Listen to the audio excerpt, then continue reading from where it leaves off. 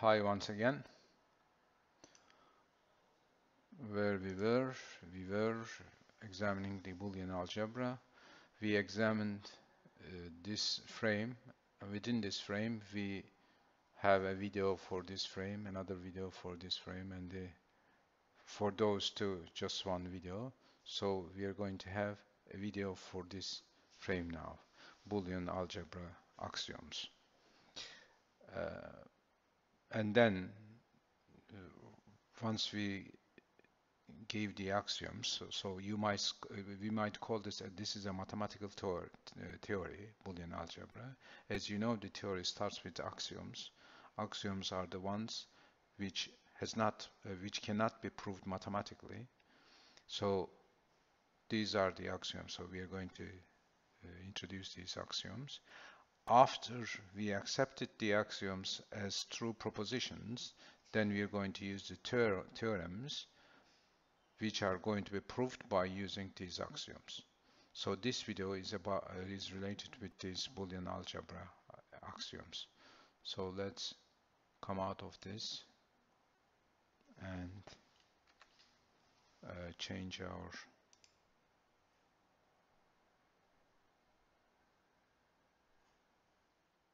open board. Okay, now we've got that.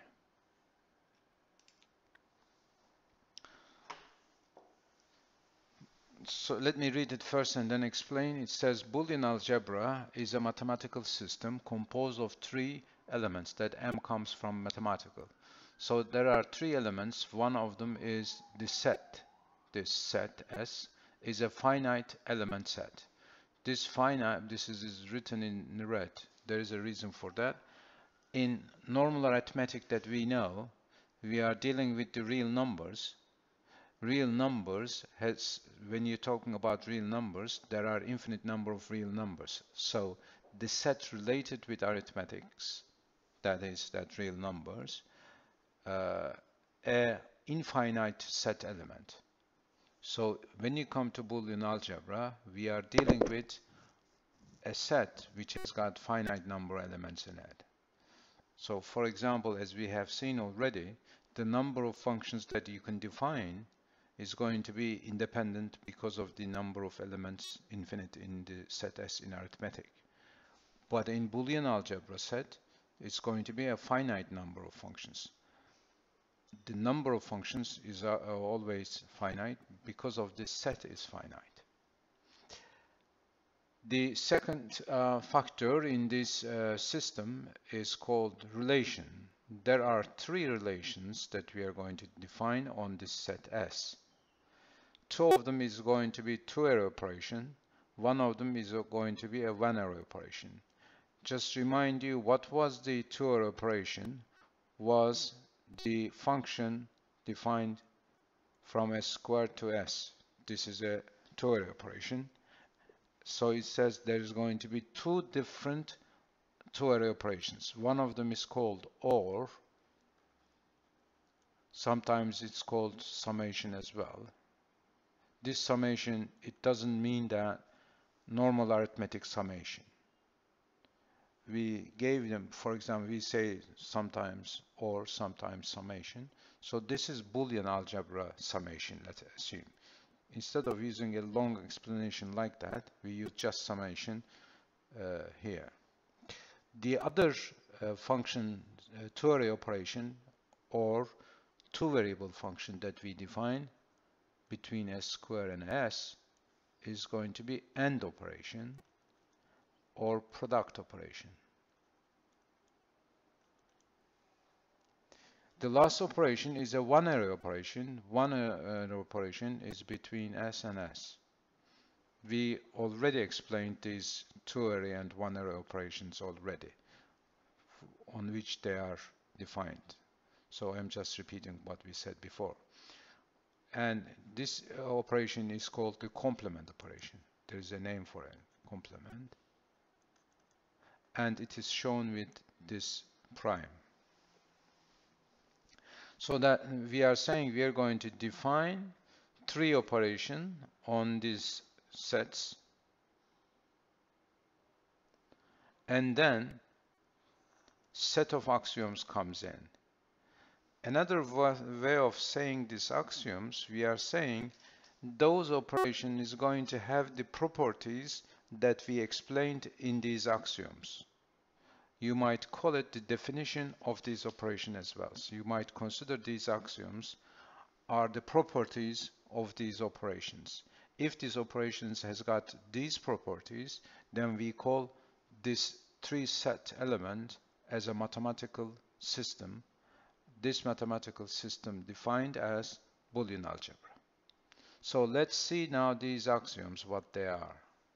Here there are 4 axioms, 1, 2, 3, 4.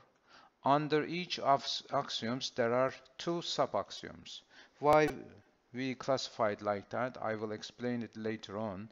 We will be, once we know half of the axioms, we can write the other 4 axioms by using some rules, which is called duality. That's why we made the sub-axioms. What I mean is this: if you know this axiom, if you accept a set of rules, you can find this. If you know this, using this set of rules, you can get this. From this, you can get this. From this, you can get this. What it means, you're going to memorize only 4 axioms, then you can find all the dual axioms. That's why we classified it like that.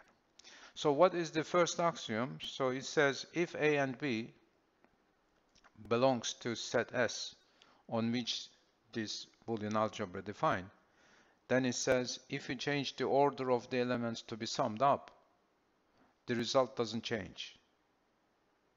So this is true in normal arithmetics as well, isn't it?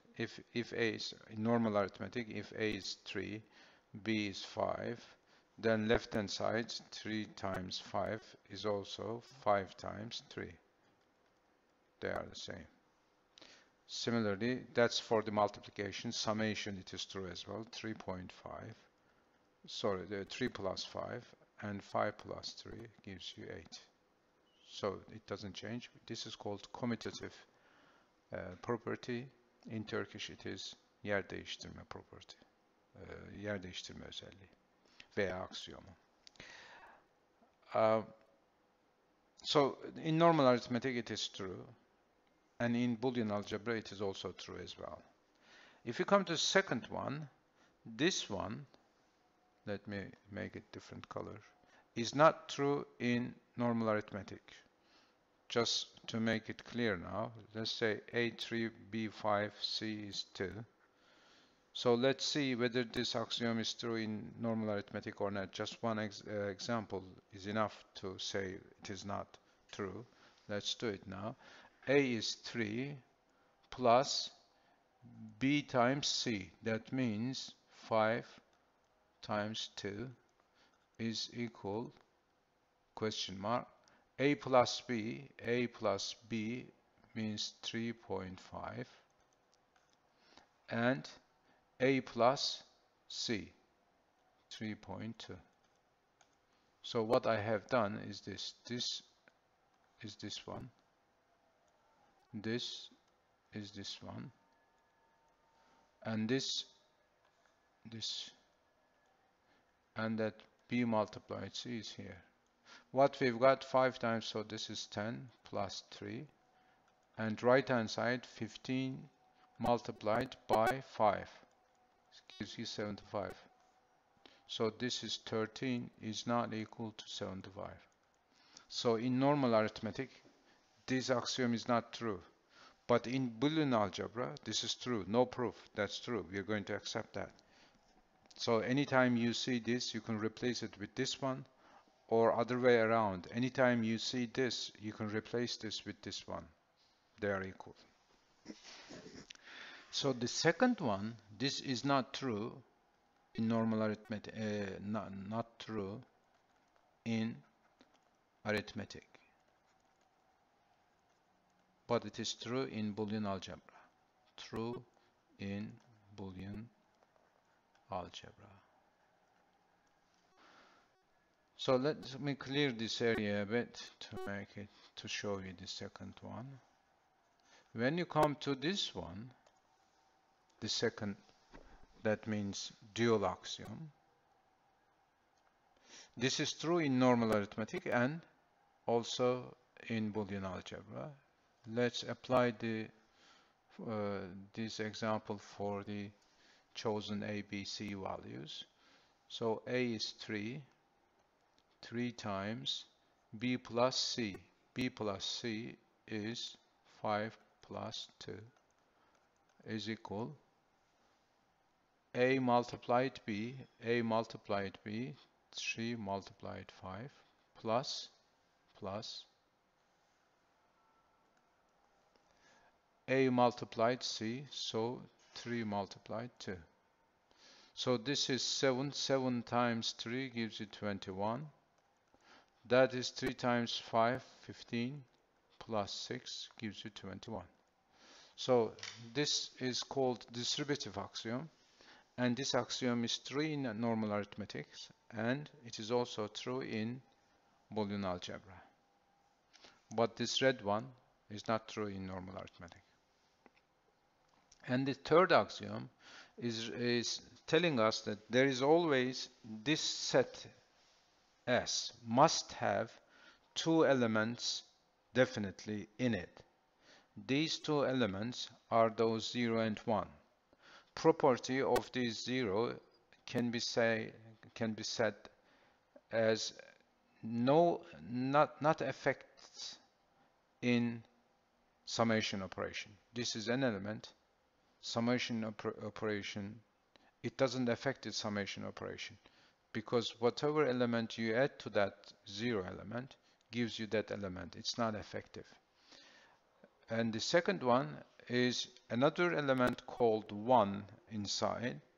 This one is not effective for the AND operation because when you remove it, you're going to get the same result. This is axiom. We are not proving it.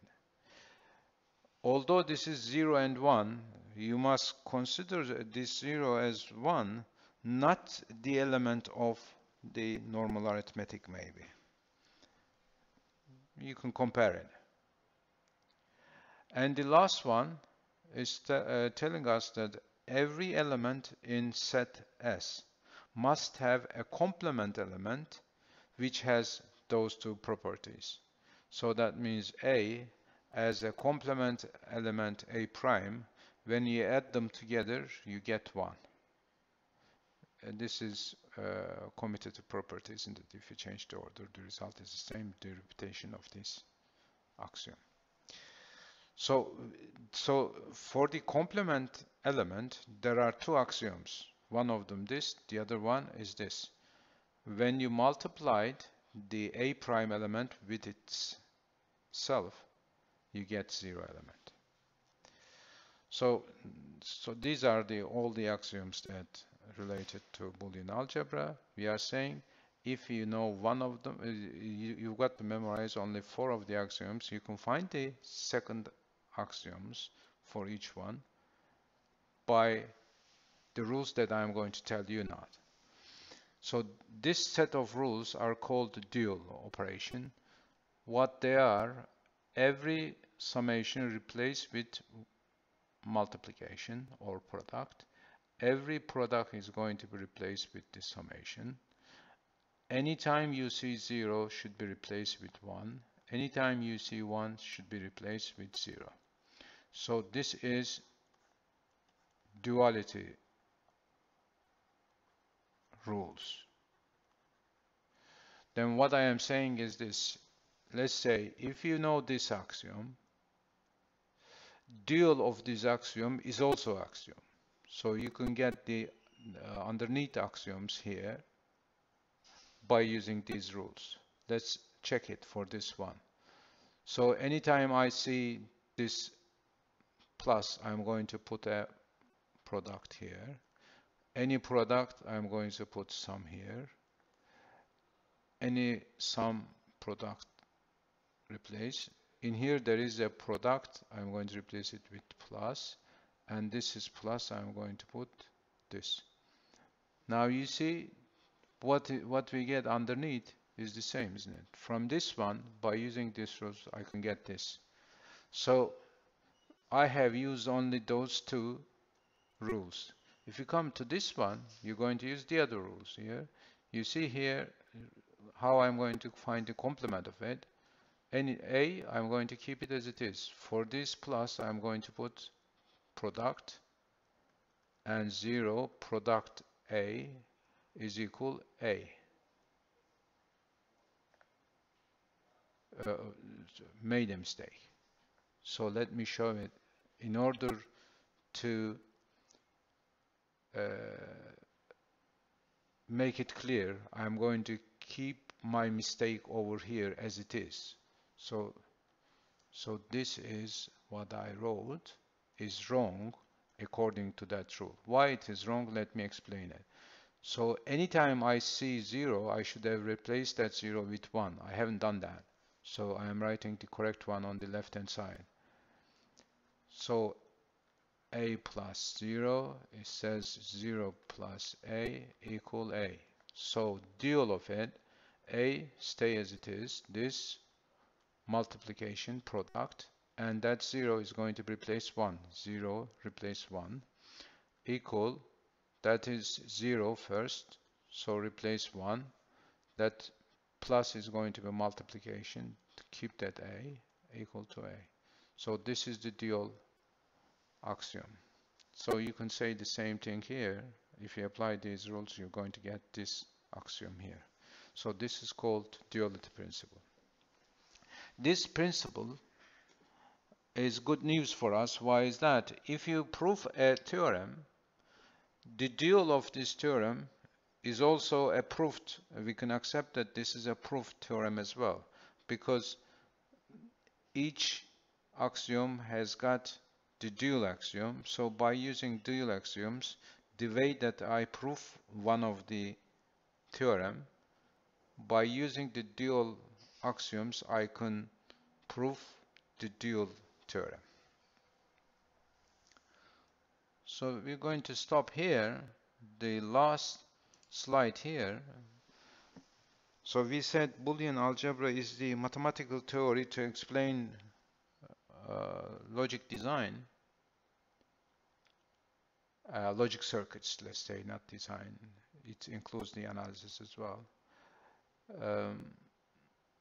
This is not the unique logic circuit, is not the unique Boolean algebra modeled practical thing. So there is another Boolean algebra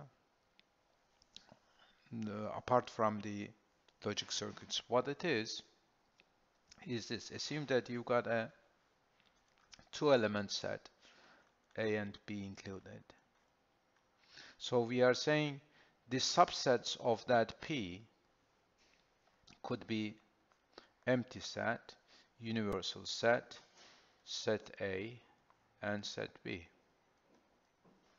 So if you say that S set, if you assume this set S set, which includes these subsets, sorry,